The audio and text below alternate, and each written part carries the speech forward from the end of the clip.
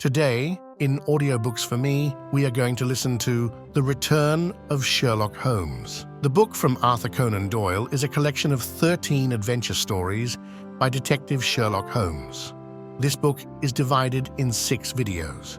This is Part 2. We hope you enjoy it. The Adventure of the Dancing Men. Holmes had been seated for some hours in silence with his long, thin back curved over a chemical vessel in which he was brewing a particularly malodorous product. His head was sunk upon his breast, and he looked from my point of view like a strange, lank bird with dull grey plumage and a black top-knot. "So, Watson," said he suddenly, "you do not propose to invest in South African securities?" I gave a start of astonishment. Accustomed as I was to Holmes's curious faculties, this sudden intrusion into my most intimate thoughts was utterly inexplicable. "How on earth do you know that?" I asked. He wheeled round upon his stool with a steaming test tube in his hand and a gleam of amusement in his deep-set eyes. "Now, Watson, confess yourself utterly taken aback," said he. "I am. I ought to make you sign a paper to that effect." "Why?" "Because in 5 minutes you will say that it is all so absurdly simple. I am sure that I shall say nothing of the kind. You see, my dear Watson," he propped his test tube in the rack and began to lecture with the air of a professor addressing his class, "it is not really difficult to construct a series of inferences, each dependent upon its predecessor and each simple in itself. If, after doing so, one simply knocks out all the central inferences and presents one's audience with the starting point and the conclusion, one may produce a startling, though possibly a meretricious effect. Now, it was not really difficult, by an inspection of the groove between your left forefinger and thumb, to feel sure that you did not propose to invest your small capital in the gold fields." "I see no connection." "Very likely not, but I can quickly show you a close connection. Here are the missing links of the very simple chain. 1. You had chalk between your left finger and thumb when you returned from the club last night. 2. You put chalk there when you play billiards to steady the cue. 3. You never play billiards except with Thurston. 4. You told me 4 weeks ago that Thurston had an option on some South African property which would expire in a month, and which he desired you to share with him. 5. Your checkbook is locked in my drawer, and you have not asked for the key. 6. You do not propose to invest your money in this manner." "How absurdly simple!" I cried. "Quite so," said he, a little nettled. "Every problem becomes very childish when once it is explained to you. Here is an unexplained one. See what you can make of that, friend Watson." He tossed a sheet of paper upon the table and turned once more to his chemical analysis. I looked with amazement at the absurd hieroglyphics upon the paper. "Why, Holmes, it is a child's drawing," I cried. "Oh, that's your idea." "What else should it be?" "That is what Mr. Hilton Cubitt of Ridingthorpe Manor, Norfolk, is very anxious to know. This little conundrum came by the first post, and he was to follow by the next train. There's a ring at the bell, Watson. I should not be very much surprised if this were he." A heavy step was heard upon the stairs, and an instant later there entered a tall, ruddy, clean-shaven gentleman, whose clear eyes and florid cheeks told of a life led far from the fogs of Baker Street. He seemed to bring a whiff of his strong, fresh, bracing East Coast air with him as he entered. Having shaken hands with each of us, he was about to sit down, when his eye rested upon the paper with the curious markings, which I had just examined and left upon the table. "Well, Mr. Holmes, what do you make of these?" he cried. "They told me that you were fond of queer mysteries, and I don't think you can find a queerer one than that. I sent the paper on ahead, so that you might have time to study it before I came." "It is certainly rather a curious production," said Holmes. "At first sight, it would appear to be some childish prank. It consists of a number of absurd little figures dancing across the paper upon which they are drawn. Why should you attribute any importance to so grotesque an object? I never should, Mr. Holmes, but my wife does. It is frightening her to death. She says nothing, but I can see terror in her eyes. That's why I want to sift the matter to the bottom." Holmes held up the paper so that the sunlight shone full upon it. It was a page torn from a notebook. The markings were done in pencil and ran in this way: A.M. here Abe Slaney. Holmes examined it for some time, and then, folding it carefully up, he placed it in his pocketbook. "This promises to be a most interesting and unusual case," said he. "You gave me a few particulars in your letter, Mr. Hilton Cubitt, but I should be very much obliged if you would kindly go over it all again for the benefit of my friend, Dr. Watson." "I'm not much of a storyteller," said our visitor, nervously clasping and unclasping his great, strong hands. "You'll just ask me anything that I don't make clear. I'll begin at the time of my marriage last year, but I want to say first of all that, though I'm not a rich man, my people have been at Ridingthorpe for a matter of 5 centuries, and there is no better-known family in the county of Norfolk. Last year I came up to London for the Jubilee, and I stopped at a boarding-house in Russell Square, because Parker, the vicar of our parish, was staying in it. There was an American young lady there. Patrick was the name, Elsie Patrick. In some way, we became friends. Until before my month was up, I was as much in love as a man could be. We were quietly married at a registry office, and we returned to Norfolk, a wedded couple. You'll think it very mad, Mr. Holmes, that a man of a good old family should marry a wife in this fashion, knowing nothing of her past or of her people. But if you saw her and knew her, it would help you to understand. She was very straight about it, was Elsie. I can't say that she did not give me every chance of getting out of it if I wished to do so. I have had some very disagreeable associations in my life, said she. I wish to forget all about them. I would rather never allude to the past, for it is very painful to me. If you take me, Hilton, you will take a woman who has nothing that she need be personally ashamed of, but you will have to be content with my word for it, and to allow me to be silent as to all that passed up to the time when I became yours. If these conditions are too hard, then go back to Norfolk and leave me to the lonely life in which you found me." It was only the day before our wedding that she said those very words to me. I told her that I was content to take her on her own terms, and I have been as good as my word. Well, we have been married now for a year, and very happy we have been. But about a month ago, at the end of June, I saw for the first time signs of trouble. One day my wife received a letter from America. I saw the American stamp. She turned deadly white, read the letter, and threw it into the fire. She made no allusion to it afterwards, and I made none, for a promise is a promise. But she has never known an easy hour from that moment. There is always a look of fear upon her face, a look as if she were waiting and expecting.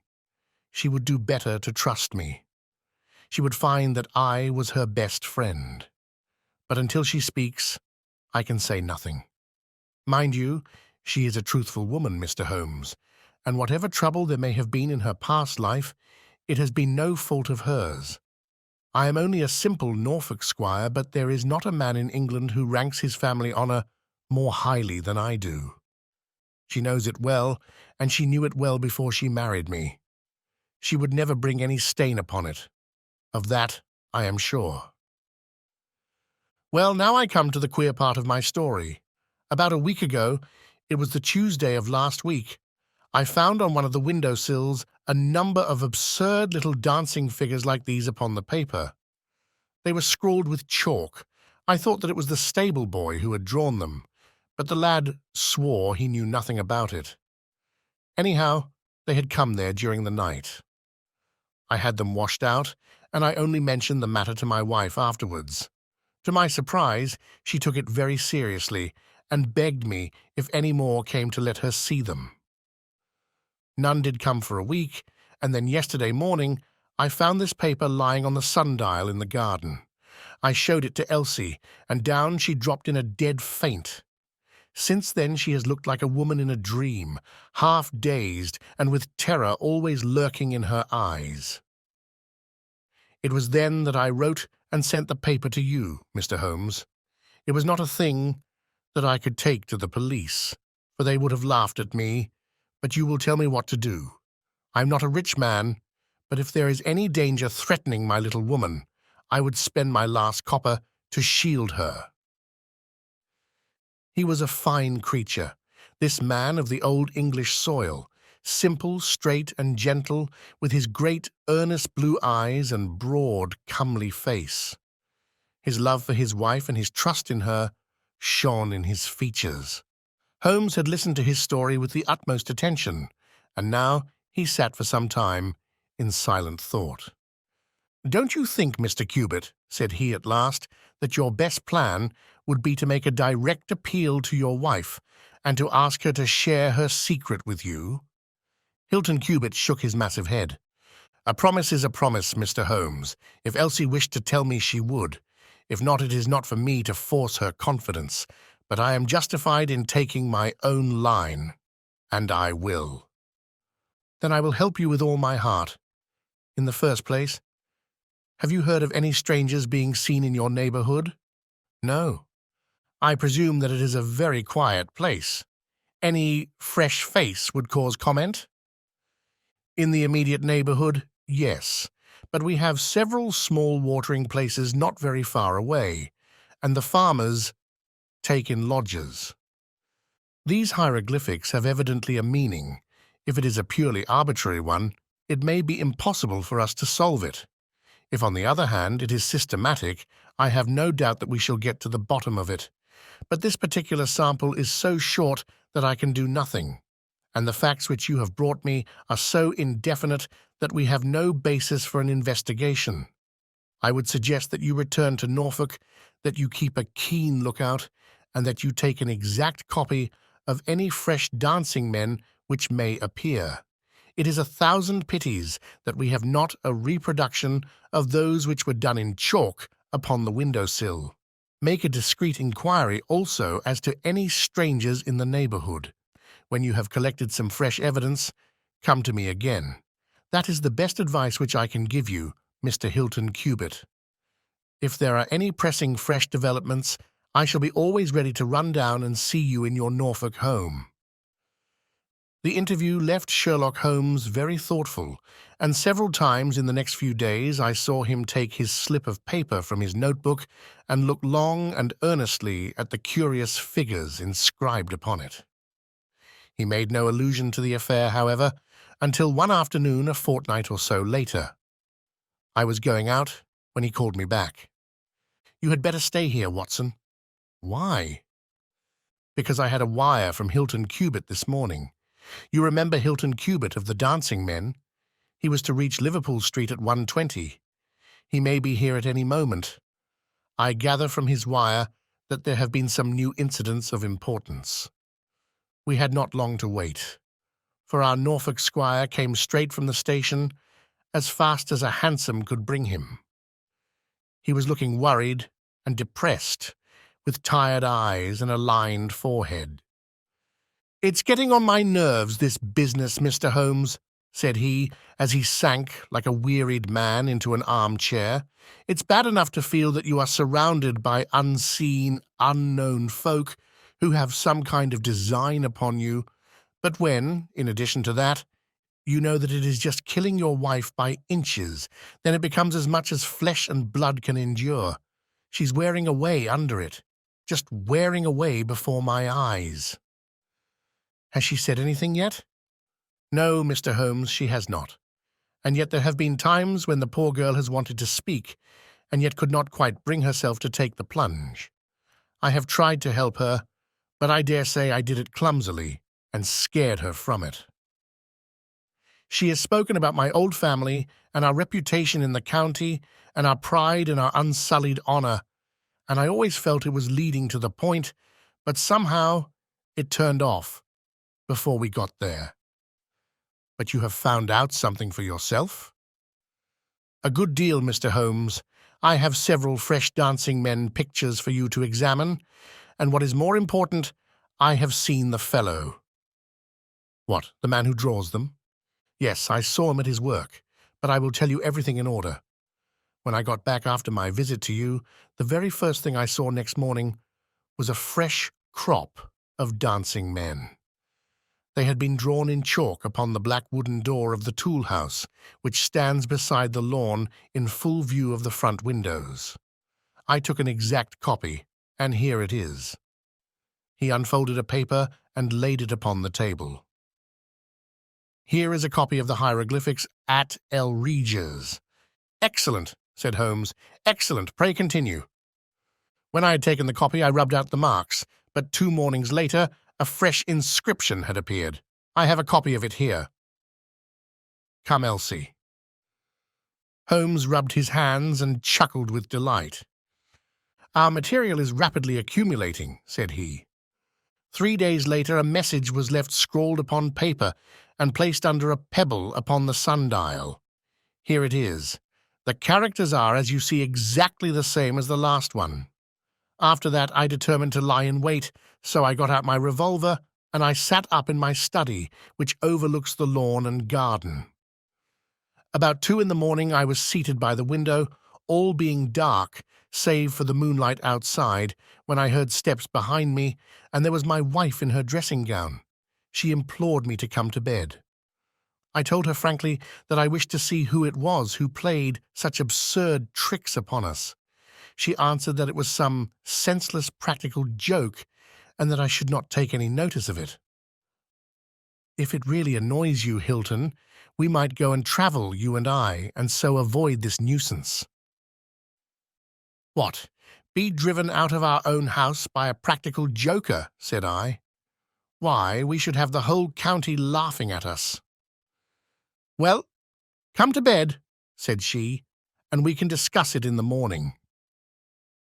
Suddenly, as she spoke, I saw her white face grow whiter yet in the moonlight, and her hand tightened upon my shoulder. Something was moving in the shadow of the tool house.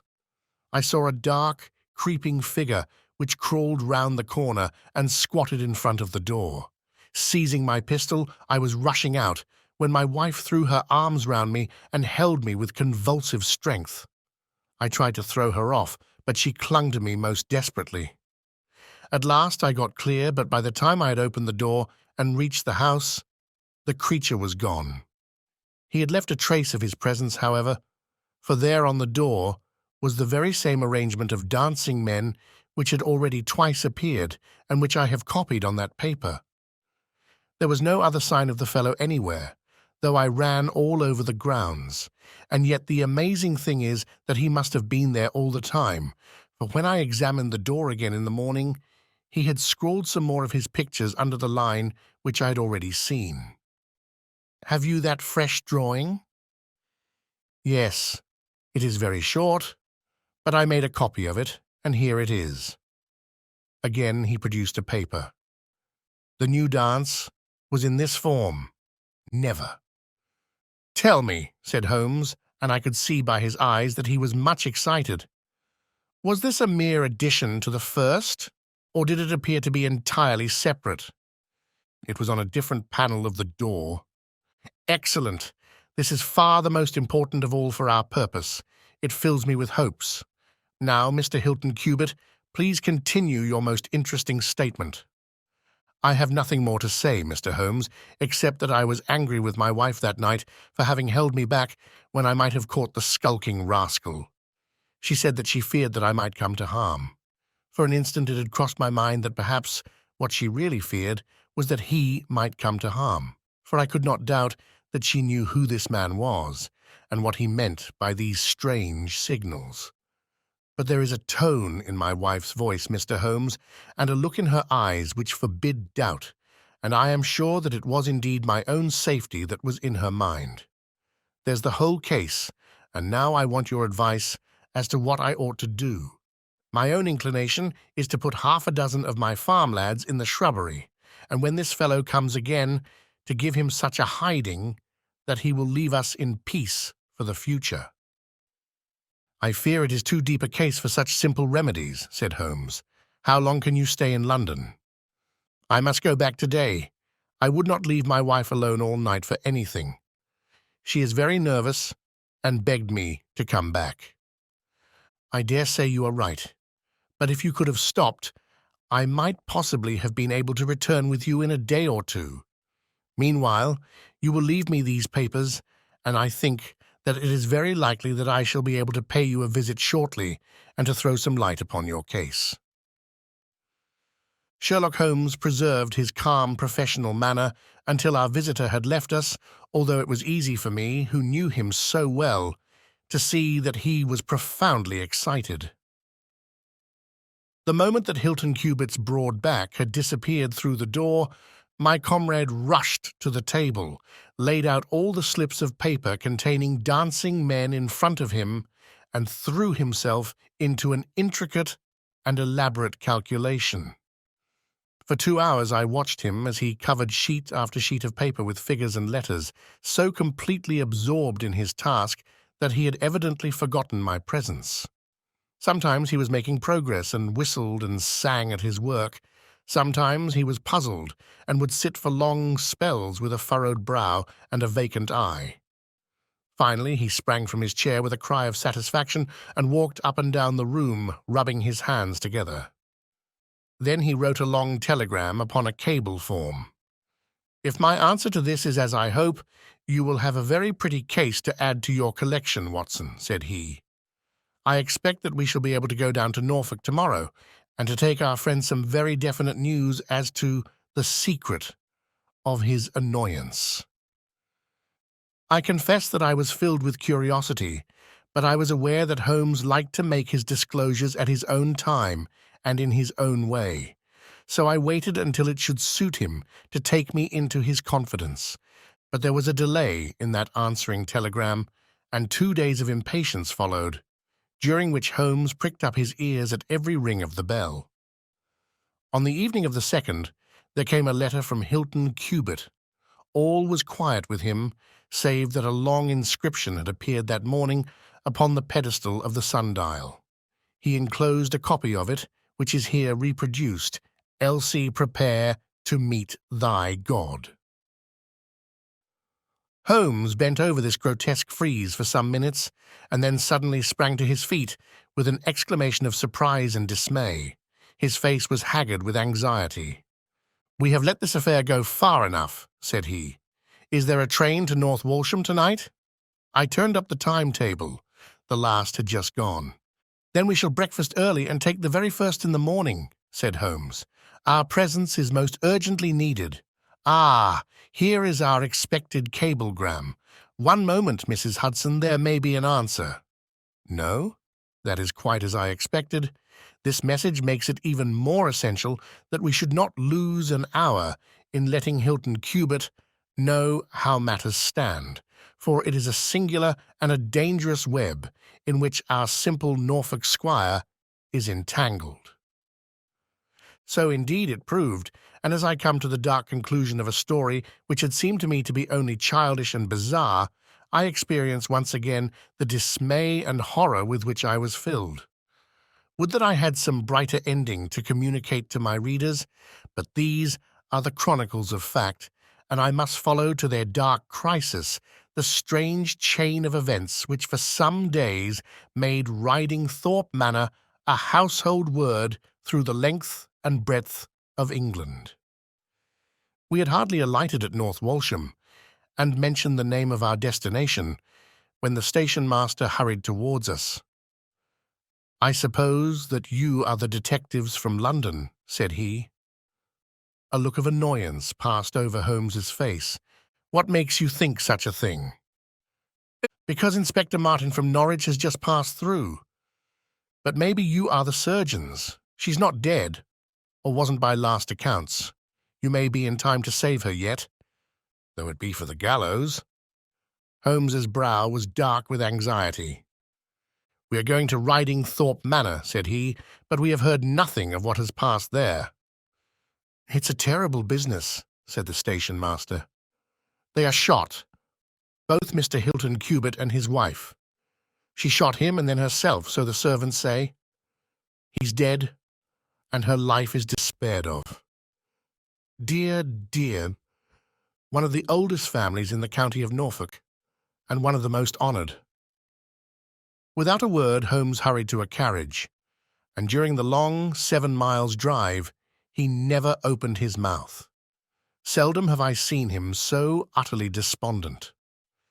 He had been uneasy during all our journey from town, and I had observed that he had turned over the morning papers with anxious attention. But now this sudden realization of his worst fears left him in a blank melancholy. He leaned back in his seat, lost in gloomy speculation. Yet there was much around to interest us, for we were passing through as singular a countryside as any in England, where a few scattered cottages represented the population of today, while on every hand enormous square-towered churches bristled up from the flat green landscape and told of the glory and prosperity of old East Anglia. At last, the violet rim of the German Ocean appeared over the green edge of the Norfolk coast, and the driver pointed with his whip to 2 old brick and timber gables which projected from a grove of trees. "That's Riding Thorpe Manor," said he. As we drove up to the porticoed front door, I observed in front of it, beside the tennis lawn, the black tool house, and the pedestaled sundial with which we had such strange associations. A dapper little man with a quick, alert manner and a waxed moustache had just descended from a high dog-cart. He introduced himself as Inspector Martin of the Norfolk Constabulary, and he was considerably astonished when he heard the name of my companion. "Why, Mr. Holmes, the crime was only committed at 3 this morning. How could you hear of it in London and get to the spot as soon as I?" "I anticipated it. I came in the hope of preventing it." "Then you must have important evidence of which we are ignorant, for they were said to be a most united couple." "I have only the evidence of the dancing men," said Holmes. "I will explain the matter to you later. Meanwhile, since it is too late to prevent this tragedy, I am very anxious that I should use the knowledge which I possess in order to ensure that justice be done. Will you associate me in your investigation, or will you prefer that I should act independently?" "I should be proud to feel that we were acting together, Mr. Holmes," said the inspector earnestly. "In that case, I should be glad to hear the evidence and to examine the premises without an instant of unnecessary delay." Inspector Martin had the good sense to allow my friend to do things in his own fashion, and contented himself with carefully noting the results. The local surgeon, an old, white-haired man, had just come down from Mrs. Hilton Cubitt's room, and he reported that her injuries were serious, but not necessarily fatal. The bullet had passed through the front of her brain, and it would probably be some time before she could regain consciousness. On the question of whether she had been shot or had shot herself, he would not venture to express any decided opinion. Certainly the bullet had been discharged at very close quarters. There was only the one pistol found in the room, 2 barrels of which had been emptied. Mr. Hilton Cubitt had been shot through the heart. It was equally conceivable that he had shot her and then himself, or that she had been the criminal, for the revolver lay upon the floor midway between them. "Has he been moved?" asked Holmes. "We have moved nothing except the lady. We could not leave her lying wounded upon the floor." "How long have you been here, Doctor?" "Since 4 o'clock. Anyone else?" "Yes, the constable here." "And you have touched nothing?" "Nothing." "You have acted with great discretion. Who sent for you?" "The housemaid Saunders." "Was it she who gave the alarm?" "She and Mrs. King, the cook." "Where are they now?" "In the kitchen, I believe." "Then I think we had better hear their story at once." The old hall, oak-panelled and high-windowed, had been turned into a court of investigation. Holmes sat in a great old-fashioned chair, his inexorable eyes gleaming out of his haggard face. I could read in them a set purpose to devote his life to this quest until the client whom he had failed to save should at last be avenged. The trim Inspector Martin, the old grey-headed country doctor, myself, and a stolid village policeman made up the rest of that strange company. The two women told their story clearly enough. They had been aroused from their sleep by the sound of an explosion, which had been followed a minute later by a second one. They slept in adjoining rooms, and Mrs. King had rushed into Saunders. Together they had descended the stairs. The door of the study was open, and a candle was burning upon the table. Their master lay upon his face in the centre of the room. He was quite dead. Near the window, his wife was crouching, her head leaning against the wall. She was horribly wounded, and the side of her face was red with blood. She breathed heavily, but was incapable of saying anything. The passage, as well as the room, was full of smoke and the smell of powder. The window was certainly shut and fastened upon the inside. Both women were positive upon the point. They had at once sent for the doctor and for the constable. Then, with the aid of the groom and the stable boy, they had conveyed their injured mistress to her room. Both she and her husband had occupied the bed. She was clad in her dress, he in his dressing gown over his night clothes. Nothing had been moved in the study. So far as they knew, there had never been any quarrel between husband and wife. They had always looked upon them as a very united couple. These were the main points of the servants' evidence. In answer to Inspector Martin, they were clear that every door was fastened upon the inside and that no one could have escaped from the house. In answer to Holmes, they both remembered that they were conscious of the smell of powder from the moment that they ran out of their rooms upon the top floor.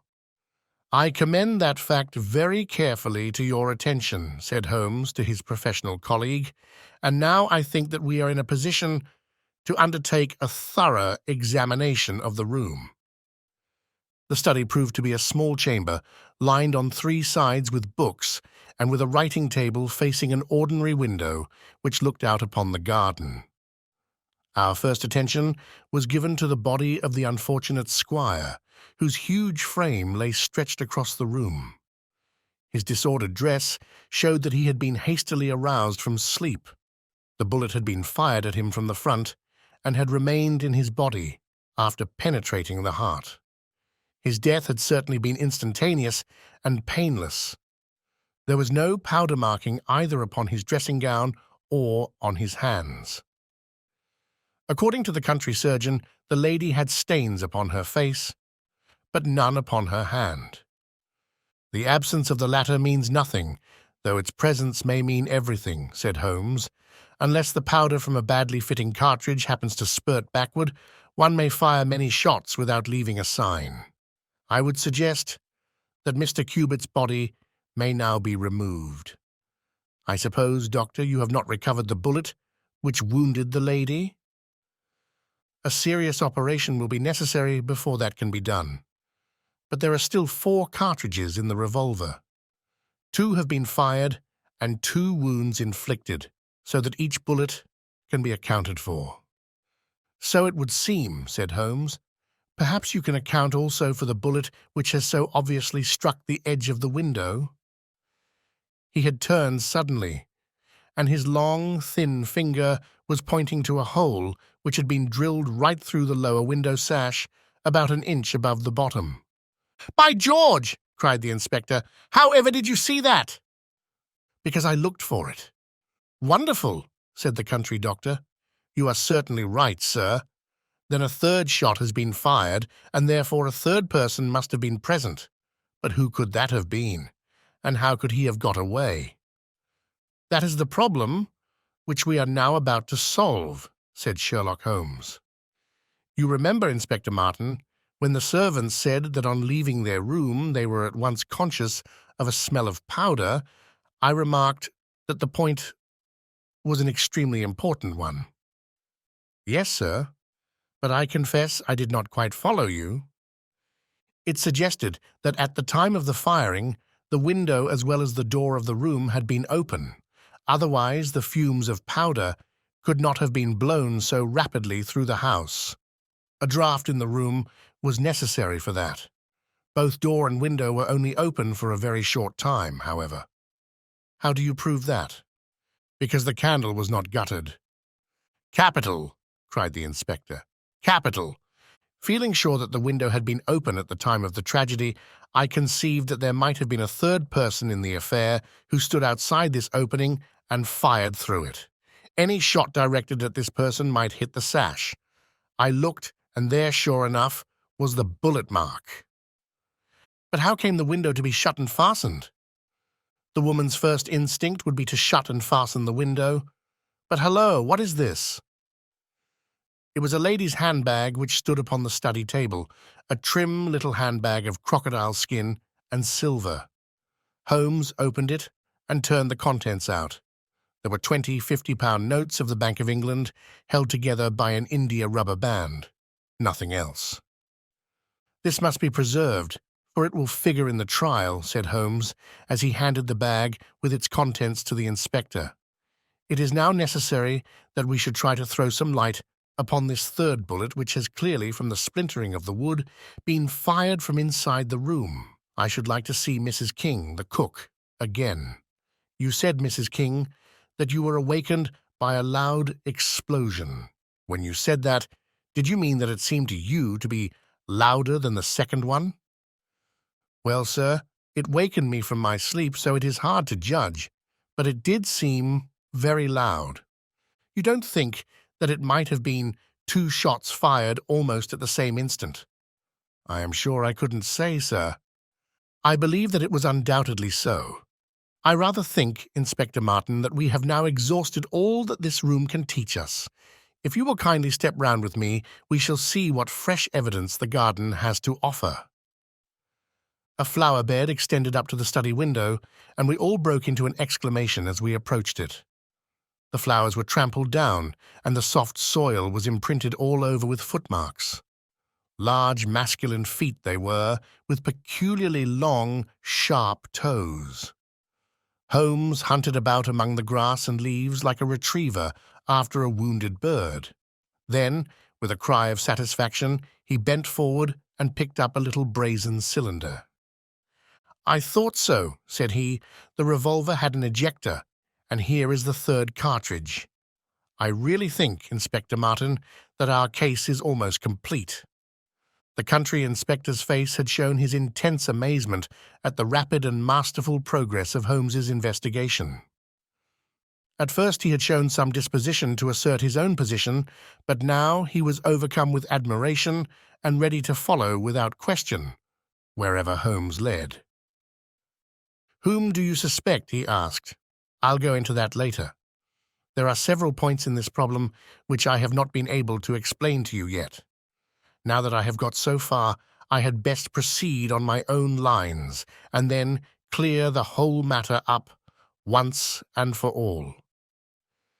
"Just as you wish, Mr. Holmes, so long as we get our man. I have no desire to make mysteries, but it is impossible at the moment of action to enter into long and complex explanations. I have the threads of this affair all in my hand. Even if this lady should never recover consciousness, we can still reconstruct the events of last night and ensure that justice be done. First of all, I wish to know whether there is any inn in this neighborhood known as El Regis." The servants were cross-questioned, but none of them had heard of such a place. The stable-boy threw a light upon the matter by remembering that a farmer of that name lived some miles off, in the direction of East Ruston. "Is it a lonely farm?" "Very lonely, sir." "Perhaps they have not heard yet of all that happened here during the night?" "Maybe not, sir." Holmes thought for a little, and then a curious smile played over his face. "Saddle a horse, my lad," said he. "I shall wish you to take a note to Elridge's farm." He took from his pocket the various slips of the dancing men. With these in front of him, he worked for some time at the study table. Finally, he handed a note to the boy, with directions to put it into the hands of the person to whom it was addressed, and especially to answer no questions of any sort which might be put to him. I saw the outside of the note, addressed in straggling, irregular characters, very unlike Holmes's usual precise hand. It was consigned to Mr. Abe Slaney, Elridge's Farm, East Ruston, Norfolk. "I think, Inspector," Holmes remarked, "that you would do well to telegraph for an escort, as if my calculations prove to be correct, you may have a particularly dangerous prisoner to convey to the county jail." "The boy who takes this note could no doubt forward your telegram. If there is an afternoon train to town, Watson, I think we should do well to take it, as I have a chemical analysis of some interest to finish, and this investigation draws rapidly to a close." When the youth had been dispatched with the note, Sherlock Holmes gave his instructions to the servants. If any visitor were to call asking for Mrs. Hilton Cubitt, no information should be given as to her condition, but he was to be shown at once into the drawing-room. He impressed these points upon them with the utmost earnestness. Finally, he led the way into the drawing-room with the remark that the business was now out of our hands, and that we must while away the time as best we might until we could see what was in store for us.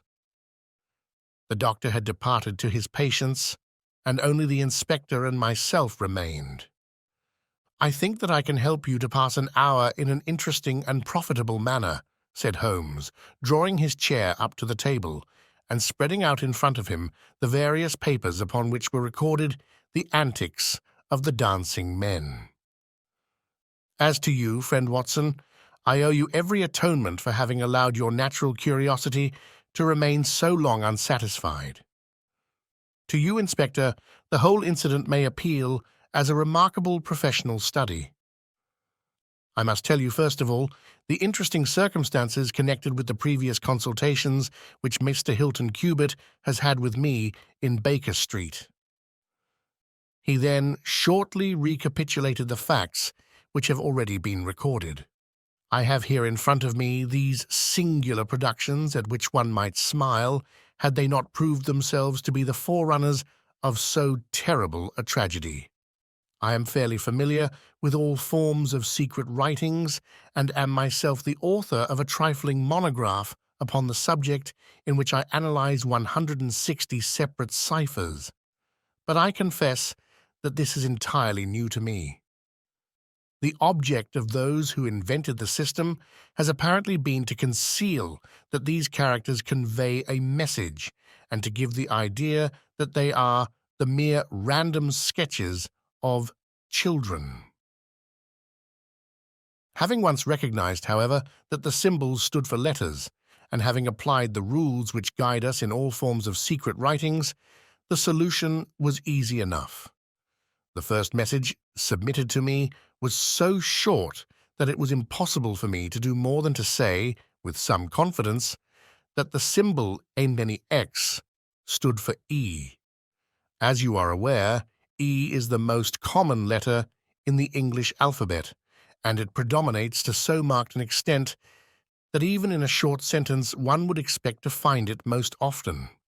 Out of 15 symbols in the first message, 4 were the same, so it was reasonable to set this down as E.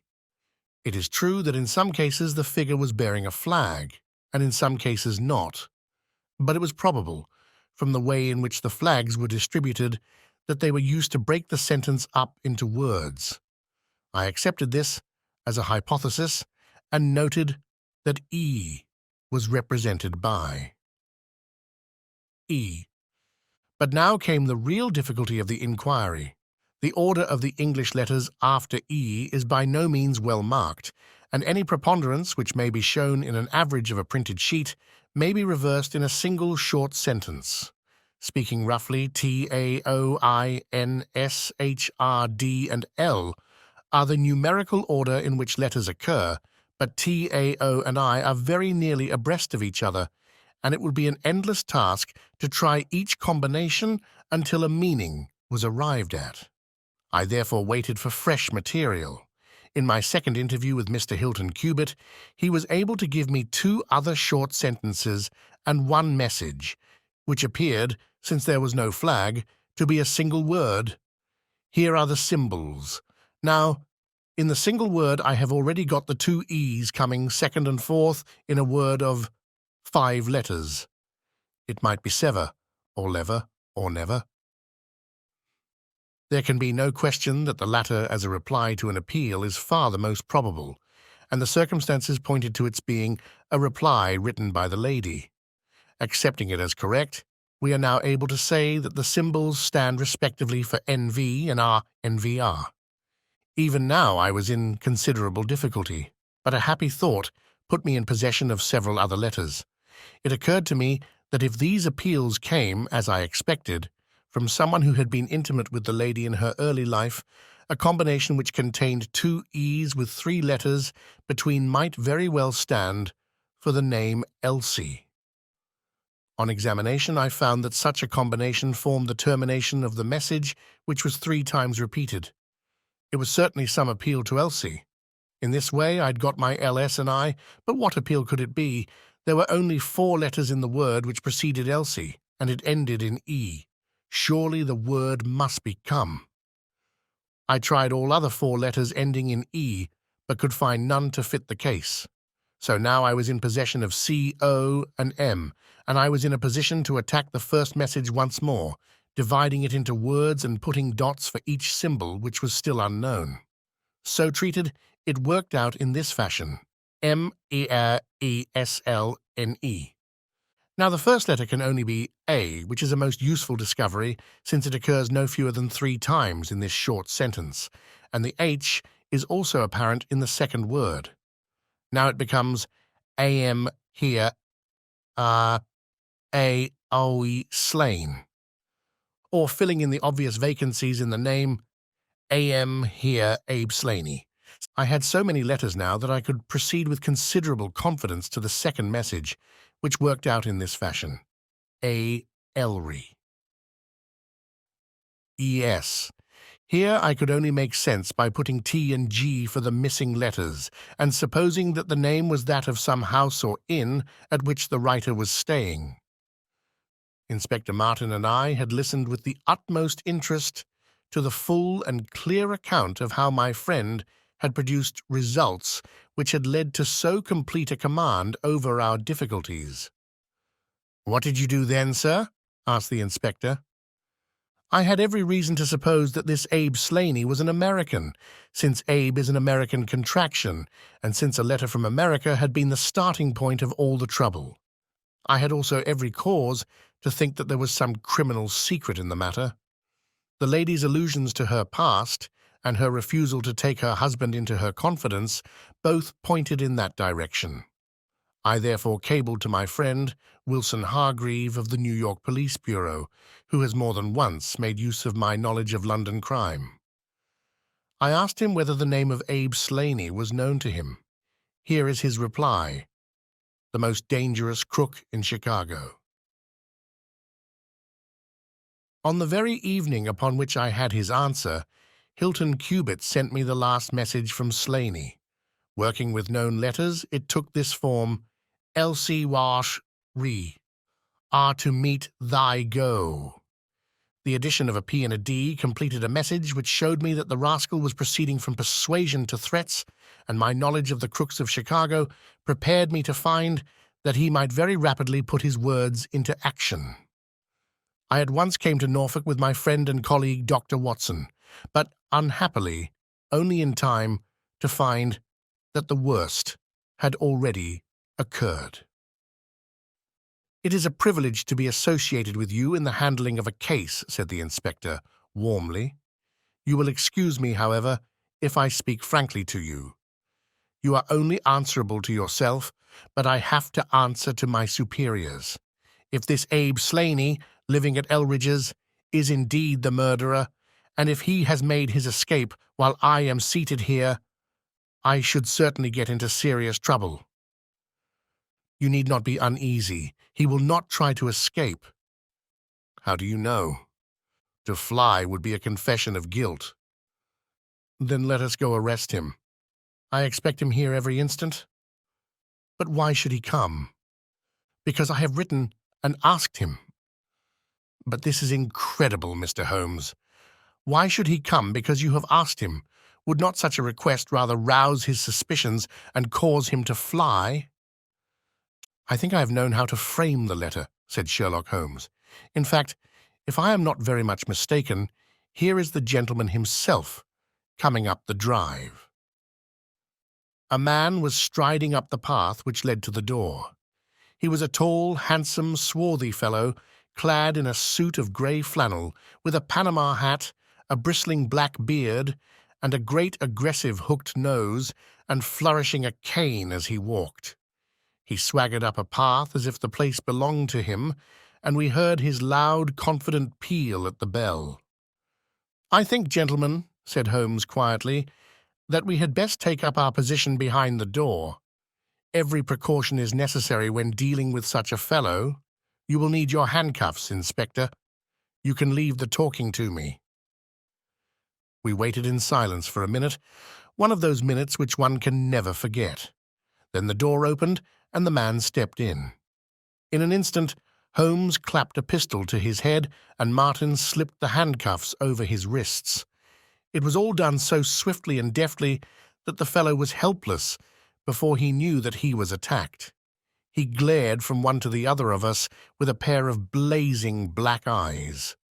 Then he burst into a bitter laugh. "Well, gentlemen, you have the drop on me this time. I seem to have knocked up against something hard. But I came here in answer to a letter from Mrs. Hilton Cubitt. Don't tell me that she is in this. Don't tell me that she helped to set a trap for me. Mrs. Hilton Cubitt was seriously injured and is at death's door." The man gave a hoarse cry of grief, which rang through the house. "You're crazy!" he cried fiercely. "It was he that was hurt, not she. Who would have hurt little Elsie? I may have threatened her, God forgive me, but I would not have touched a hair of her pretty head. Take it back. You say that she is not hurt." She was found badly wounded by the side of her dead husband.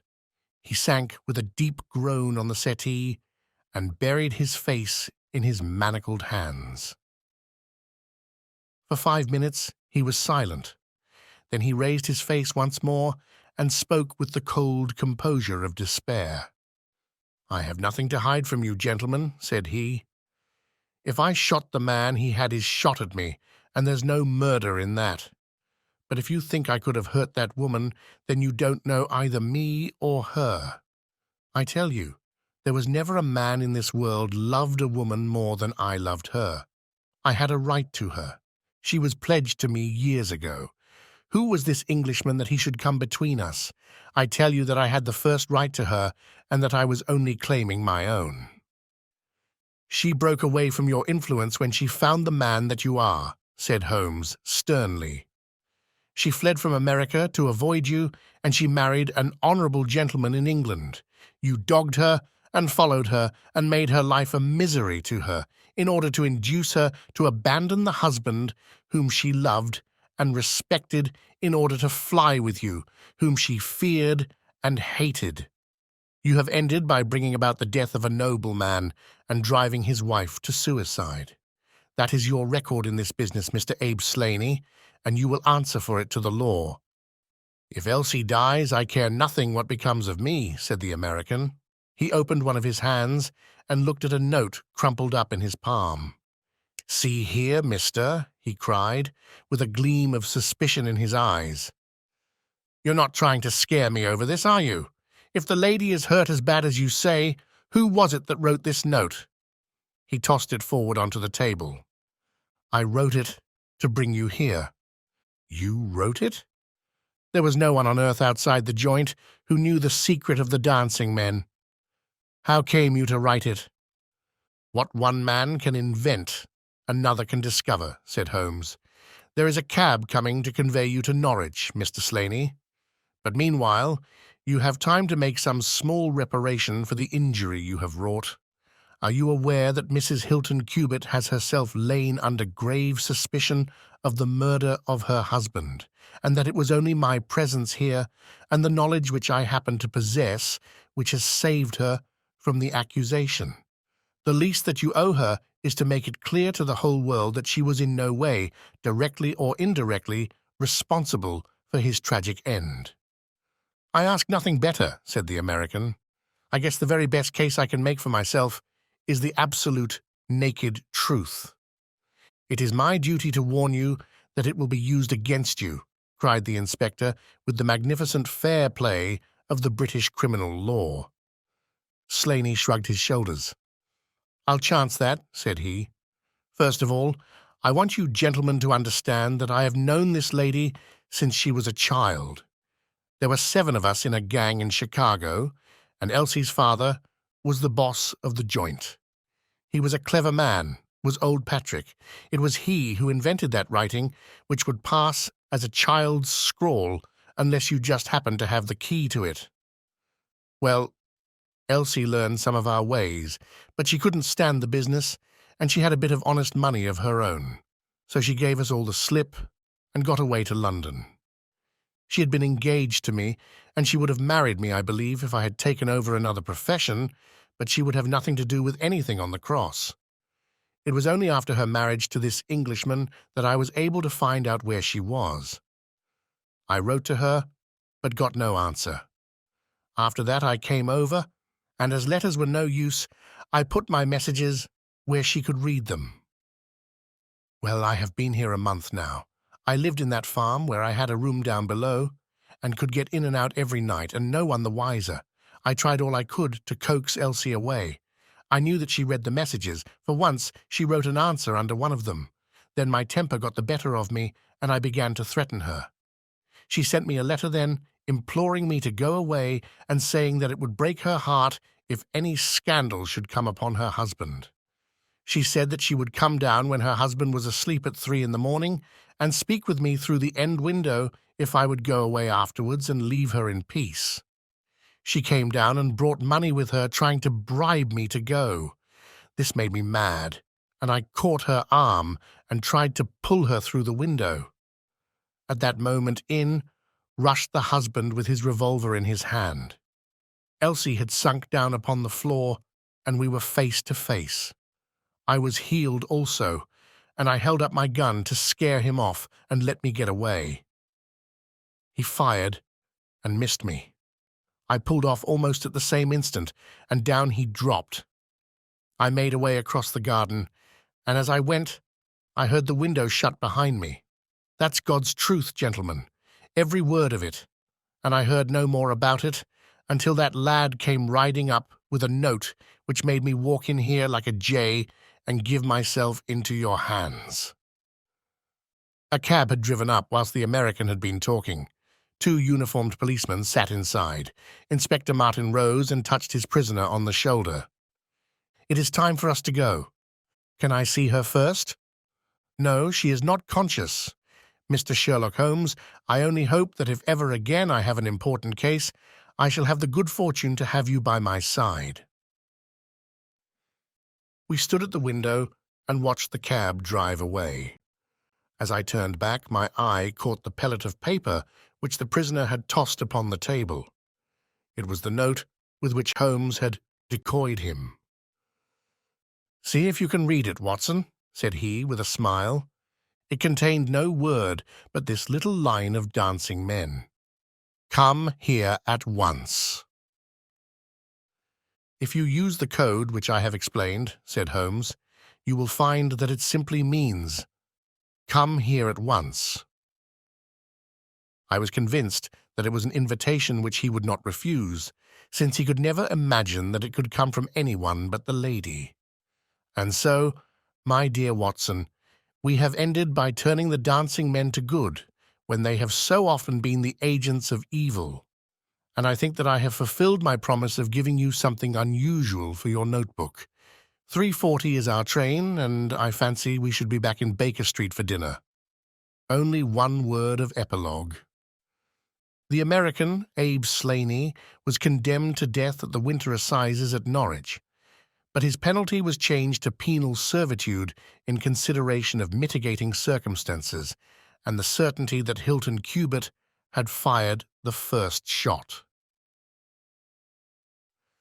Of Mrs. Hilton Cubitt, I only know that I have heard she recovered entirely, and that she still remains a widow, devoting her whole life to the care of the poor and to the administration of her husband's estate. The Adventure of the Solitary Cyclist. From the years 1894 to 1901 inclusive, Mr. Sherlock Holmes was a very busy man. It is safe to say that there was no public case of any difficulty in which he was not consulted during those 8 years, and there were hundreds of private cases, some of them of the most intricate and extraordinary character, in which he played a prominent part. Many startling successes and a few unavoidable failures were the outcome of this long period of continuous work. As I have preserved very full notes of all these cases and was myself personally engaged in many of them, it may be imagined that it is no easy task to know which I should select to lay before the public. I shall, however, preserve my former rule and give the preference to those cases which derive their interest not so much from the brutality of the crime as from the ingenuity and dramatic quality of the solution. For this reason, I will now lay before the reader the facts connected with Miss Violet Smith, the solitary cyclist of Charlington, and the curious sequel of our investigation, which culminated in unexpected tragedy. It is true that the circumstance did not admit of any striking illustration of those powers for which my friend was famous, but there were some points about the case which made it stand out in those long records of crime from which I gather the material for these little narratives. On referring to my notebook for the year 1895, I find that it was upon Saturday, the 23rd of April, that we first heard of Miss Violet Smith. Her visit was, I remember, extremely unwelcome to Holmes, for he was immersed at the moment in a very abstruse and complicated problem concerning the peculiar persecution to which John Vincent Harden, the well-known tobacco millionaire, had been subjected. My friend, who loved above all things precision and concentration of thought, resented anything which distracted his attention from the matter in hand. And yet, without a harshness which was foreign to his nature, it was impossible to refuse to listen to the story of the young and beautiful woman, tall, graceful, and queenly, who presented herself at Baker Street late in the evening and implored his assistance and advice. It was vain to urge that his time was already fully occupied, for the young lady had come with the determination to tell her story, and it was evident that nothing short of force could get her out of the room until she had done so. With a resigned air and a somewhat weary smile, Holmes begged the beautiful intruder to take a seat and to inform us what it was that was troubling her. "At least it cannot be your health," said he, as his keen eyes darted over her. "So ardent a bicyclist must be full of energy." She glanced down in surprise at her own feet, and I observed the slight roughening of the side of the sole caused by the friction of the edge of the pedal. "Yes, I bicycle a good deal, Mr. Holmes, and that has something to do with my visit to you today." My friend took the lady's ungloved hand and examined it with as close an attention and as little sentiment as a scientist would show to a specimen. "You will excuse me, I am sure. It is my business," said he as he dropped it. "I nearly fell into the error of supposing that you were typewriting. Of course, it is obvious that it is music. You observe the spatulaed finger ends, Watson, which is common to both professions. There is a spirituality about the face, however," she gently turned it towards the light, "which the typewriter does not generate. This lady is a musician." "Yes, Mr. Holmes, I teach music. In the country, I presume, from your complexion." Yes, sir, near Farnham on the borders of Surrey. A beautiful neighbourhood and full of the most interesting associations. You remember, Watson, that it was near there that we took Archie Stamford, the forger. Now, Miss Violet, what has happened to you near Farnham on the borders of Surrey? The young lady, with great clearness and composure, made the following curious statement. My father is dead, Mr. Holmes. He was James Smith, who conducted the orchestra at the Old Imperial Theatre. My mother and I were left without a relation in the world except one uncle, Ralph Smith, who went to Africa 25 years ago, and we have never had a word from him since. When father died, we were left very poor, but one day we were told that there was an advertisement in the Times inquiring for our whereabouts. You can imagine how excited we were, for we thought that someone had left us a fortune. We went at once to the lawyer whose name was given in the paper. There we met two gentlemen, Mr. Carruthers and Mr. Woodley, who were home on a visit from South Africa.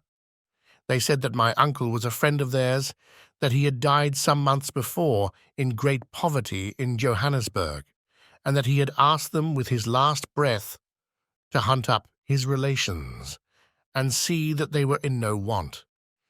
It seemed strange to us that Uncle Ralph, who took no notice of us when he was alive, should be so careful to look after us when he was dead.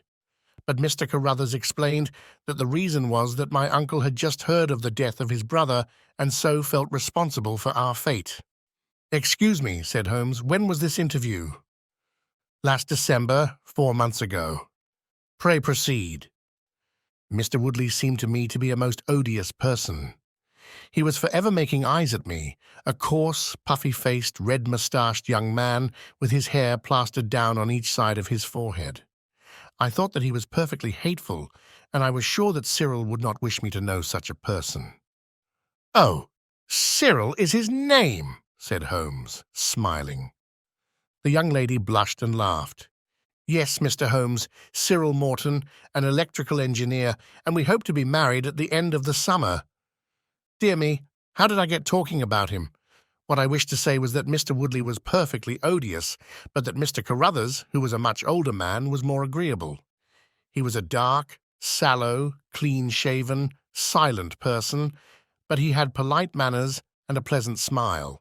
He inquired how we were left, and on finding that we were very poor, he suggested that I should come and teach music to his only daughter, aged 10. I said that I did not like to leave my mother, on which he suggested that I should go home to her every weekend, and he offered me 100 a year, which was certainly splendid pay. So it ended by my accepting, and I went down to Chiltern Grange, about 6 miles from Farnham. Mr. Carruthers was a widower, but he had engaged a lady housekeeper, a very respectable elderly person called Mrs. Dixon, to look after his establishment.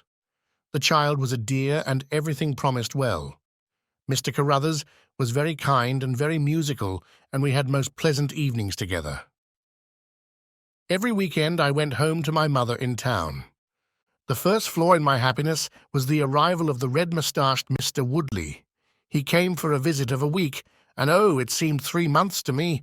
He was a dreadful person, a bully to everyone else, but to me something infinitely worse. He made odious love to me, boasted of his wealth, said that if I married him I could have the finest diamonds in London, and finally, when I would have nothing to do with him, he seized me in his arms one day after dinner. He was hideously strong, and swore that he would not let me go until I had kissed him. Mr. Carruthers came in and tore him from me, on which he turned upon his own host, knocking him down and cutting his face open. That was the end of his visit, as you can imagine. Mr. Carruthers apologized to me next day and assured me that I should never be exposed to such an insult again. I have not seen Mr. Woodley since. And now, Mr. Holmes, I come at last to the special thing which has caused me to ask your advice today. You must know that every Saturday forenoon I ride on my bicycle to Farnham Station in order to get the 12:22 to town. The road from Chiltern Grange is a lonely one, and at one spot it is particularly so, for it lies for over a mile between Charlington Heath upon one side and the woods, which lie round Charlington Hall upon the other. You could not find a more lonely tract of road anywhere, and it is quite rare to meet so much as a cart or a peasant until you reach the high road near Crooksbury Hill. 2 weeks ago, I was passing this place when I chanced to look back over my shoulder, and about 200 yards behind me I saw a man also on a bicycle. He seemed to be a middle-aged man with a short, dark beard. I looked back before I reached Farnham, but the man was gone, so I thought no more about it. But you can imagine how surprised I was, Mr. Holmes, when on my return on the Monday I saw the same man on the same stretch of road. My astonishment was increased when the incident occurred again, exactly as before, on the following Saturday and Monday. He always kept his distance and did not molest me in any way, but still it certainly was very odd. I mentioned it to Mr. Carruthers, who seemed interested in what I said, and told me that he had ordered a horse and trap so that in future I should not pass over these lonely roads without some companion. The horse and trap were to have come this week, but for some reason they were not delivered, and again I had to cycle to the station. That was this morning. You can think that I looked out when I came to Charlington Heath, and there, sure enough, was the man, exactly as he had been the 2 weeks before. He always kept so far from me that I could not clearly see his face, but it was certainly someone whom I did not know. He was dressed in a dark suit with a cloth cap. The only thing about his face that I could clearly see was his dark beard. Today I was not alarmed, but I was filled with curiosity, and I determined to find out who he was and what he wanted. I slowed down my machine, but he slowed down his. Then I stopped altogether, but he stopped also. Then I laid a trap for him. There is a sharp turning of the road, and I pedalled very quickly round this, and then I stopped and waited. I expected him to shoot round and pass me before he could stop, but he never appeared. Then I went back and looked round the corner. I could see a mile of road, but he was not on it. To make it the more extraordinary, there was no side road at this point down which he could have gone. Holmes chuckled and rubbed his hands. "This case certainly presents some features of its own," said he.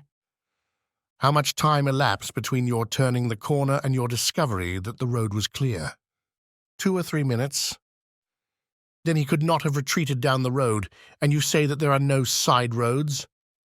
"None." "Then he certainly took a footpath on one side or the other." "It could not have been on the side of the heath, or I should have seen him. So, by the process of exclusion, we arrive at the fact that he made his way toward Charlington Hall, which, as I understand, is situated in its own grounds on one side of the road. Anything else?" "Nothing, Mr. Holmes, save that I was so perplexed that I felt I should not be happy until I had seen you and had your advice." Holmes sat in silence for some little time. "Where is the gentleman to whom you are engaged?" he asked at last. "He is in the Midland Electrical Company at Coventry. He would not pay you a surprise visit?" "Oh, Mr. Holmes, as if I should not know him." "Have you had any other admirers?" "Several before I knew Cyril." "And since?" "There was this dreadful man, Woodley, if you can call him an admirer." "No one else?" Our fair client seemed a little confused. "Who was he?" asked Holmes. "Oh, it may be a mere fancy of mine, but it had seemed to me sometimes that my employer, Mr. Carruthers, takes a great deal of interest in me. We are thrown rather together. I play his accompaniments in the evening. He has never said anything. He is a perfect gentleman. But a girl always knows." "Ha!" Holmes looked grave. "What does he do for a living?" "He is a rich man." "No carriages or horses?" "Well, at least he is fairly well-to-do. But he goes into the city 2 or 3 times a week. He is deeply interested in South African gold shares." "You will let me know any fresh development, Miss Smith. I am very busy just now, but I will find time to make some inquiries into your case. In the meantime, Take no step without letting me know. Goodbye, and I trust that we shall have nothing but good news from you. It is part of the settled order of nature that such a girl should have followers, said Holmes. He pulled at his meditative pipe, but for choice not on bicycles in lonely country roads. Some secretive lover beyond all doubt. But there are curious and suggestive details about the case, Watson. That he should appear only at that point? Exactly. Our first effort must be to find who are the tenants of Charlington Hall. Then, again, how about the connection between Carruthers and Woodley, since they appear to be men of such a different type? How came they both to be so keen upon looking up Ralph Smith's relations? One more point. What sort of a menage is it which pays double the market price for a governess, but does not keep a horse, although 6 miles from the station? Odd, Watson. Very odd. You will go down?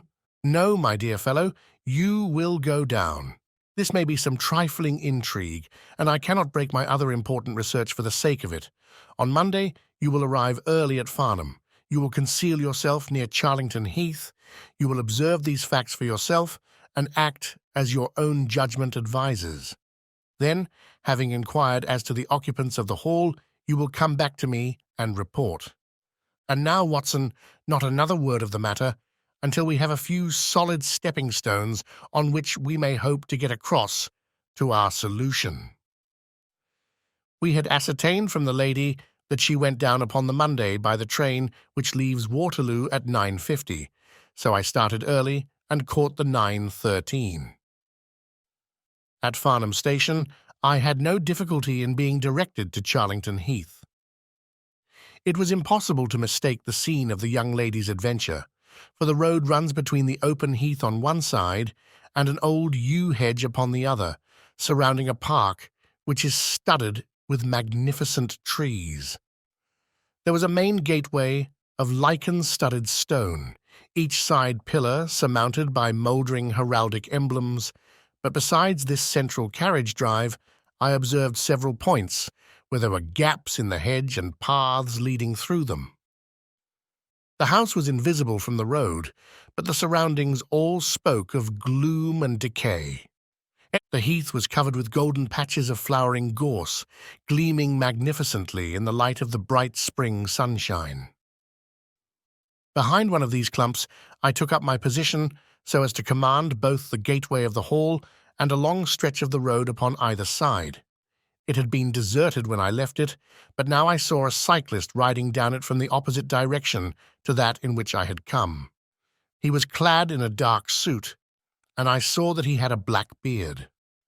On reaching the end of the Charlington grounds, he sprang from his machine and led it through a gap in the hedge, disappearing from my view. A quarter of an hour passed, and then a second cyclist appeared. This time, it was the young lady coming from the station. I saw her look about her as she came to the Charlington hedge. An instant later, the man emerged from his hiding place, sprang upon his cycle, and followed her.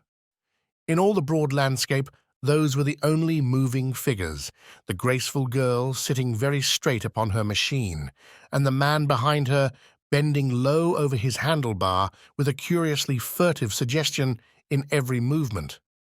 She looked back at him and slowed her pace. He slowed also. She stopped. He at once stopped too, keeping 200 yards behind her. Her next movement was as unexpected as it was spirited. She suddenly whisked her wheels round and dashed straight at him. He was as quick as she, however, and darted off in desperate flight. Presently she came back up the road again, her head haughtily in the air, not deigning to take any further notice of her silent attendant. He had turned also, and still kept his distance until the curve of the road hid them from my sight. I remained in my hiding place, and it was well that I did so, for presently the man reappeared, cycling slowly back. He turned in at the hall gates and dismounted from his machine. For some minutes I could see him standing among the trees. His hands were raised, and he seemed to be settling his necktie. Then he mounted his cycle and rode away from me down the drive towards the hall. I ran across the heath and peered through the trees. Far away, I could catch glimpses of the old grey building with its bristling Tudor chimneys, but the drive ran through a dense shrubbery, and I saw no more of my man. However, it seemed to me that I had done a fairly good morning's work, and I walked back in high spirits to Farnham. The local house agent could tell me nothing about Charlington Hall, and referred me to a well-known firm in Pall Mall. There I halted on my way home, and met with courtesy from the representative. No, I could not have Charlington Hall for the summer. I was just too late. It had been let about a month ago. Mr. Williamson was the name of the tenant. He was a respectable, elderly gentleman. The polite agent was afraid he could say no more, as the affairs of his clients were not matters which he could discuss. And Mr. Sherlock Holmes listened with attention to the long report which I was able to present to him that evening, but it did not elicit that word of curt praise which I had hoped for and should have valued. On the contrary, his austere face was even more severe than usual as he commented upon the things that I had done and the things that I had not. "Your hiding-place, my dear Watson, was very faulty. You should have been behind the hedge, then you would have had a close view of this interesting person. As it is, you are some hundreds of yards away, and can tell me even less than Miss Smith. She thinks she does not know the man. I am convinced she does. Why, otherwise, should he be so desperately anxious that she should not get so near him as to see his features? You describe him as bending over the handlebar. Concealment again, you see. You really have done remarkably badly. He returns to the house, and you want to find out who he is. You come to a London house agent." "What should I have done?" I cried, with some heat. "Gone to the nearest public house. That is the centre of country gossip. They would have told you every name, from the master to the scullery maid. Williamson? It conveys nothing to my mind. If he is an elderly man, he is not this active cyclist who sprints away from that young lady's athletic pursuit. What have we gained by your expedition? The knowledge that the girl's story is true. I never doubted it. That there is a connection between the cyclist and the hall. I never doubted that either. That the hall is tenanted by Williamson. Who's the better for that? Well, my dear sir, don't look so depressed. We can do little more until next Saturday, and in the meantime, I may make one or two inquiries myself." Next morning we had a note from Miss Smith, recounting shortly and accurately the very incidents which I had seen, but the pith of the letter lay in the postscript. "I am sure that you will respect my confidence, Mr. Holmes, when I tell you that my place here has become difficult, owing to the fact that my employer has proposed marriage to me. I am convinced that his feelings are most deep and most honourable. At the same time, my promise is of course given. He took my refusal very seriously, but also very gently. You can understand, however, that the situation is a little strained." "Our young friend seems to be getting into deep waters," said Holmes thoughtfully as he finished the letter. "The case certainly presents more features of interest and more possibility of development than I had originally thought. I should be none the worse for a quiet, peaceful day in the country, and I am inclined to run down this afternoon and test one or two theories which I have formed." Holmes's quiet day in the country had a singular termination, for he arrived at Baker Street late in the evening, with a cut lip and a discoloured lump upon his forehead, besides a general air of dissipation which would have made his own person the fitting object of a Scotland Yard investigation. He was immensely tickled by his own adventures and laughed heartily as he recounted them. "I get so little active exercise that it is always a treat," said he. "You are aware that I have some proficiency in the good old British sport of boxing. Occasionally it is of service. Today, for example, I should have come to very ignominious grief without it." I begged him to tell me what had occurred. "I found that country pub which I had already recommended to your notice, and there I made my discreet inquiries. I was in the bar, and a garrulous landlord was giving me all that I wanted. Williamson is a white-bearded man, and he lives alone with a small staff of servants at the Hall.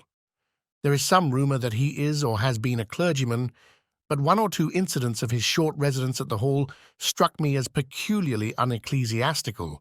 I have already made some inquiries at a clerical agency, and they tell me that there was a man of that name in orders, whose career has been a singularly dark one. The landlord further informed me that there are usually weekend visitors. A warm lot, sir, at the Hall, and especially one gentleman with a red moustache, Mr. Woodley by name, who was always there. We had got as far as this, when who should walk in but the gentleman himself, who had been drinking his beer in the tap-room and had heard the whole conversation. Who was I? What did I want? What did I mean by asking questions? He had a fine flow of language, and his adjectives were very vigorous. He ended a string of abuse by a vicious backhander, which I failed to entirely avoid. The next few minutes were delicious. It was a straight left against a slogging ruffian. I emerged as you see me. Mr. Woodley went home in a cart. So ended my country trip, and it must be confessed that, however enjoyable, my day on the Surrey border has not been much more profitable than your own. The Thursday brought us another letter from our client. You will not be surprised, Mr. Holmes, said she, to hear that I am leaving Mr. Carruthers's employment. Even the high pay cannot reconcile me to the discomforts of my situation. On Saturday I come up to town, and I do not intend to return. Mr. Carruthers has got a trap, and so the dangers of the lonely road, if there ever were any dangers, are now over. As to the special cause of my leaving, it is not merely the strained situation with Mr. Carruthers, but it is the reappearance of that odious man, Mr. Woodley. He was always hideous, but he looks more awful than ever now, for he appears to have had an accident, and he is much disfigured.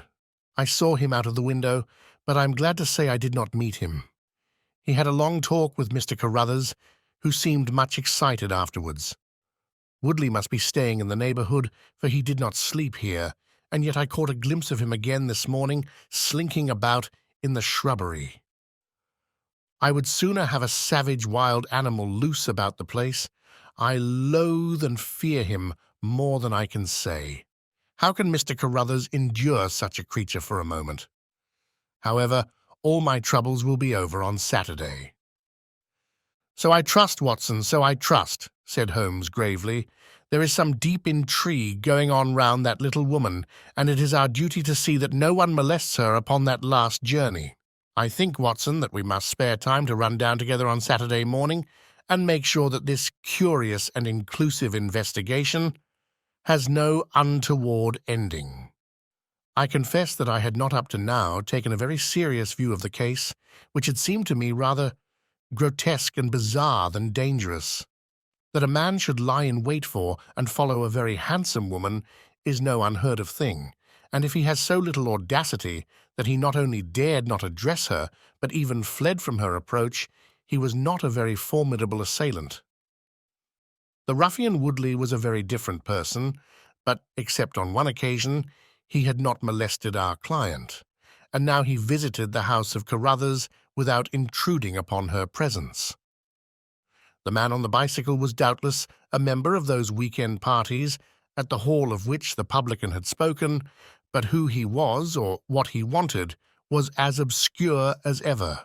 It was the severity of Holmes's manner and the fact that he slipped a revolver into his pocket before leaving our rooms which impressed me with the feeling that tragedy might prove to lurk behind this curious train of events.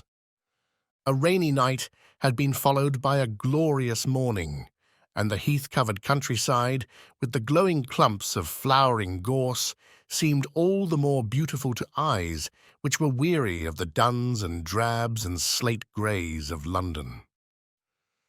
Holmes and I walked along the broad, sandy road, inhaling the fresh morning air and rejoicing in the music of the birds and the fresh breath of the spring. From a rise of the road on the shoulder of Crooksbury Hill, we could see the grim hall bristling out from amidst the ancient oaks, which, old as they were still younger than the building which they surrounded. Holmes pointed down the long tract of road which wound, a reddish-yellow band, between the brown of the heath and the budding green of the woods. Far away, a black dot, we could see a vehicle moving in our direction. Holmes gave an exclamation of impatience. "I have given a margin of half an hour," said he. "If that is her trap, she must be making for the earlier train. I fear, Watson, that she will be past Charlington before we can possibly meet her." From the instant that we passed the rise, we could no longer see the vehicle. But we hastened onward at such a pace that my sedentary life began to tell upon me, and I was compelled to fall behind. Holmes, however, was always in training, for he had inexhaustible stores of nervous energy upon which to draw. His springy step never slowed, until suddenly, when he was 100 yards in front of me, he halted, and I saw him throw up his hand with a gesture of grief and despair. At the same instant, an empty dog-cart, the horse cantering, the reins trailing, appeared round the curve of the road and rattled swiftly towards us. "Too late, Watson, too late!" cried Holmes as I ran panting to his side. "Fool that I was not to allow for that earlier train. It's abduction, Watson, abduction. Murder. Heaven knows what. Block the road. Stop the horse.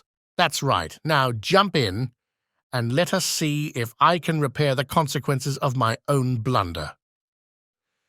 We had sprung into the dog-cart, and Holmes, after turning the horse, gave it a sharp cut with the whip, and we flew back along the road.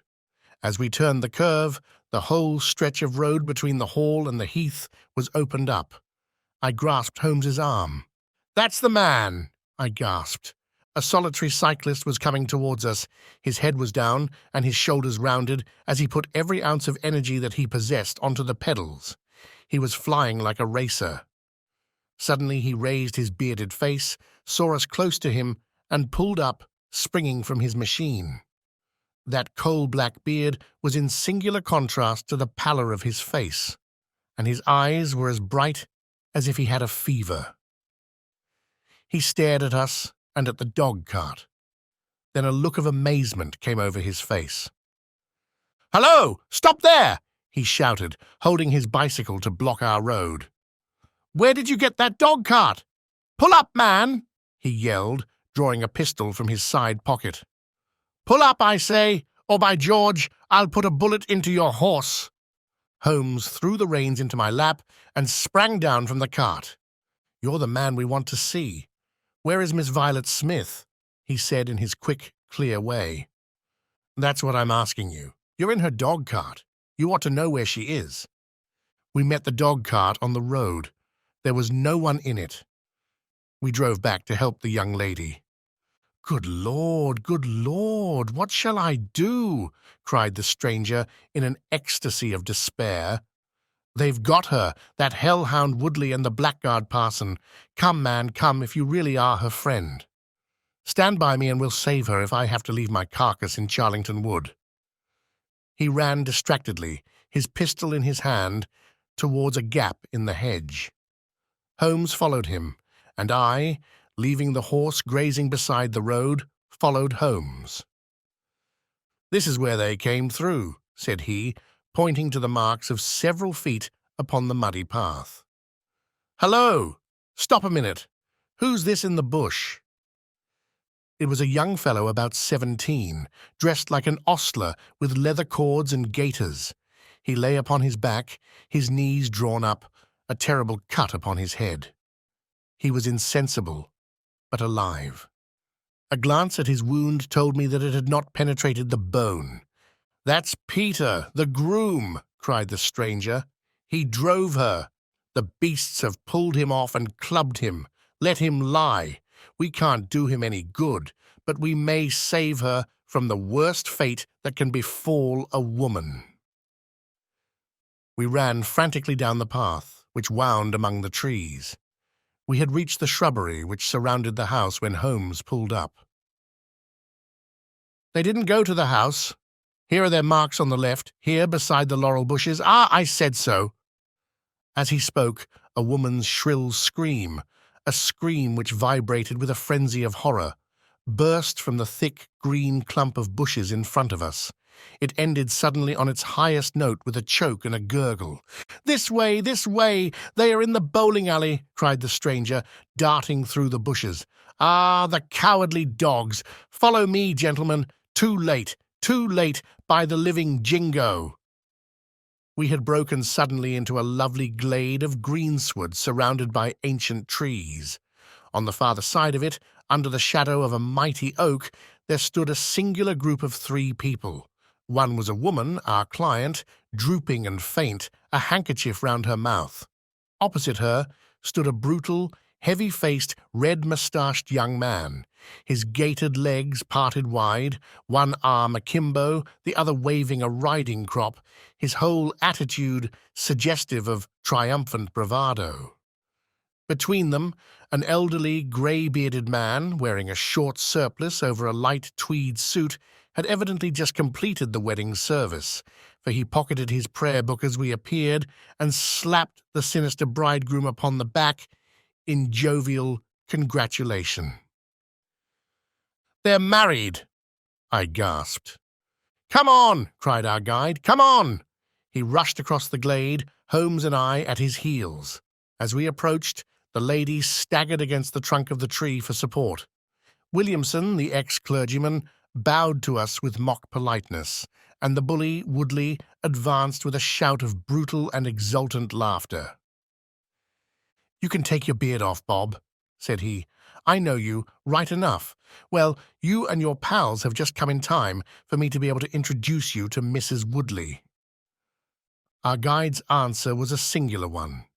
He snatched off the dark beard which had disguised him and threw it on the ground, disclosing a long, sallow, clean-shaven face below it. Then he raised his revolver and covered the young ruffian, who was advancing upon him with his dangerous riding crop swinging in his hand. "Yes," said our ally, "I am Bob Carruthers, and I'll see this woman righted if I have to swing for it. I told you what I'd do if you molested her, and, by the Lord, I'll be as good as my word. You're too late. She's my wife. No, she's your widow." His revolver cracked, and I saw the blood spurt from the front of Woodley's waistcoat. He spun round with a scream and fell upon his back, his hideous red face turning suddenly to a dreadful, mottled pallor. The old man, still clad in his surplice, burst into such a string of foul oaths as I have never heard, and pulled out a revolver of his own. But before he could raise it, he was looking down the barrel of Holmes's weapon. "Enough of this," said my friend coldly. "Drop that pistol, Watson. Pick it up.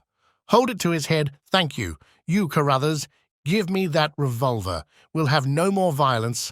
Come, hand it over." "Who are you, then?" "My name is Sherlock Holmes." "Good Lord! You have heard of me, I see.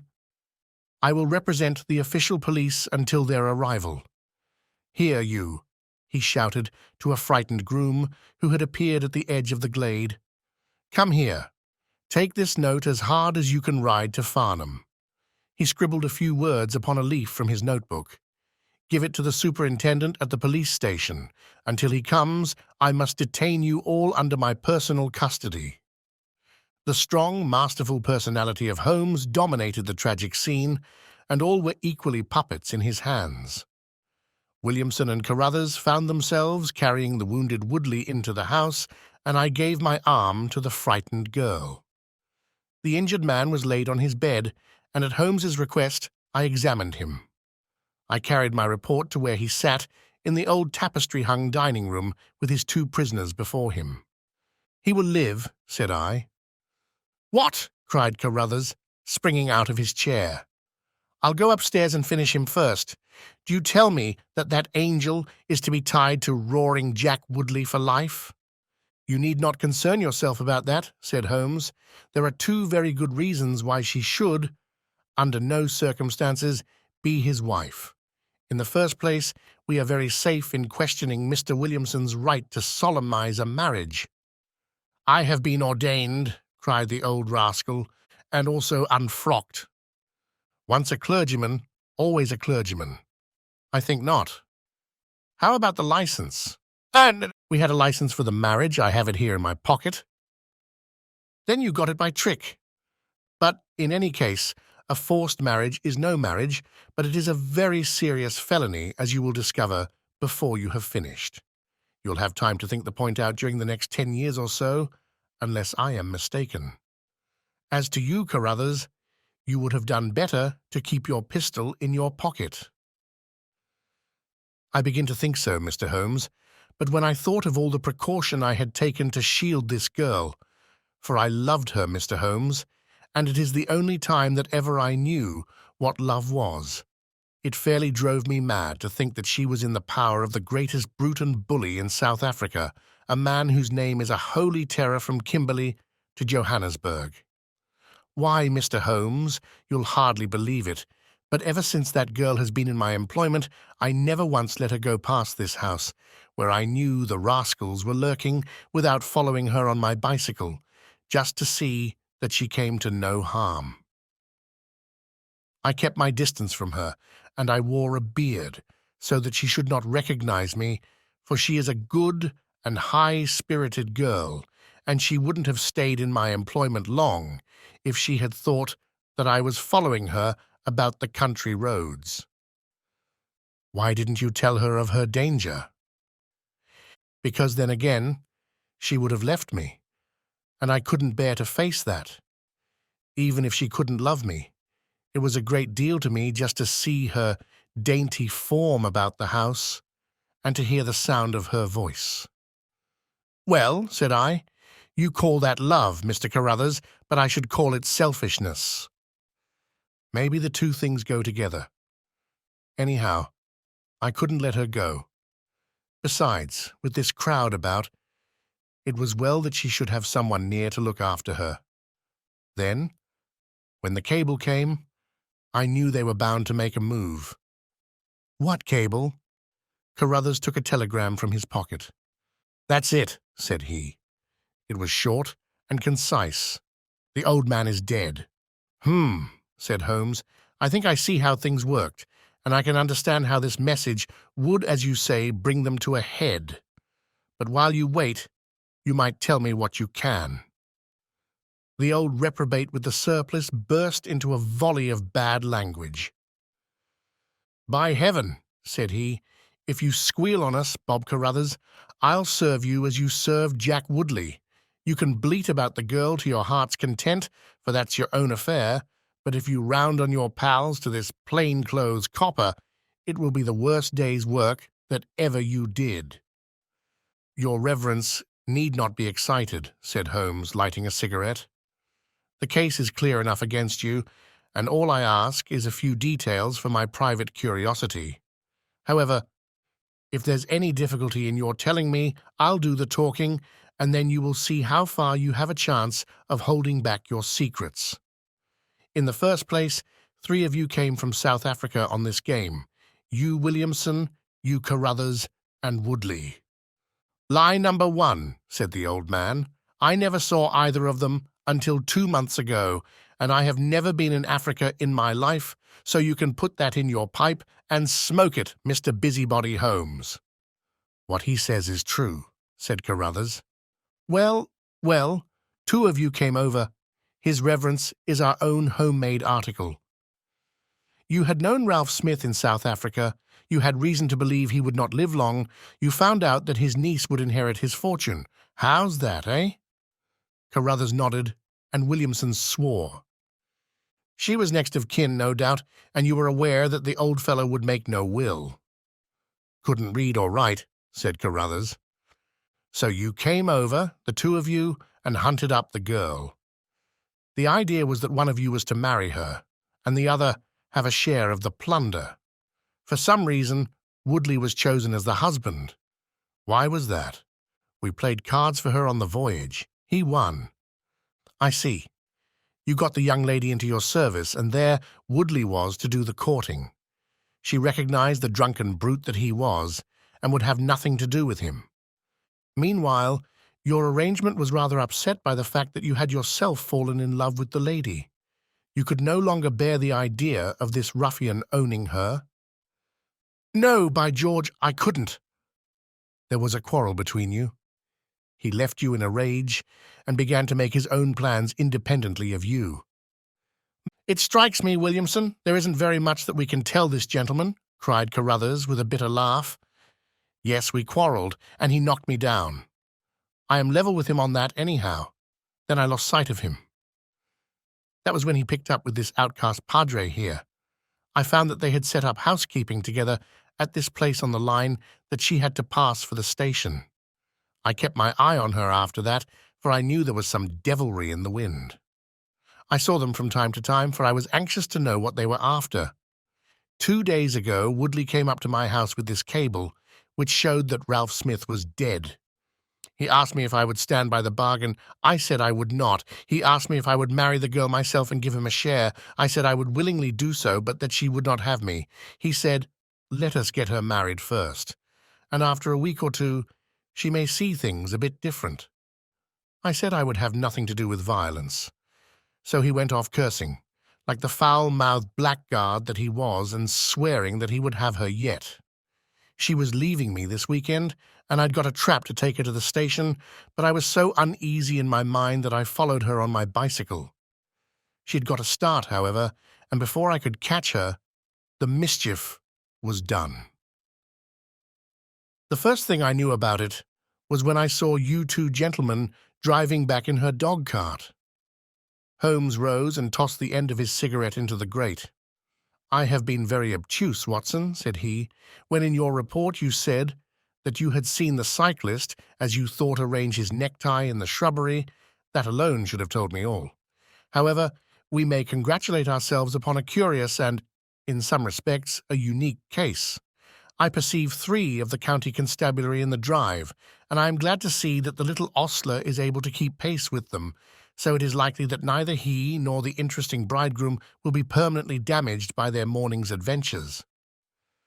I think, Watson, that in your medical capacity you might wait upon Miss Smith and tell her that if she is sufficiently recovered, we shall be happy to escort her to her mother's home. If she is not quite convalescent, you will find that a hint that we were about to telegraph to a young electrician in the Midlands would probably complete the cure. As to you, Mr. Carruthers, I think that you have done what you could to make amends for your share in an evil plot. There is my card, sir, and if my evidence can be of help in your trial, it shall be at your disposal. In the whirl of our incessant activity, it has often been difficult for me, as the reader has probably observed, to round off my narratives and to give those final details which the curious might expect. Each case has been the prelude to another, and the crisis once over, the actors have passed for ever out of our busy lives. I find, however, a short note at the end of my manuscript dealing with this case, in which I have put it upon record that Miss Violet Smith did indeed inherit a large fortune, and that she is now the wife of Cyril Morton, the senior partner of Morton and Kennedy, the famous Westminster electricians. Williamson and Woodley were both tried for abduction and assault, the former getting 7 years, the latter 10. Of the fate of Carruthers I have no record, but I am sure that his assault was not viewed very gravely by the court, since Woodley had the reputation of being a most dangerous ruffian, and I think that a few months were sufficient to satisfy the demands of justice.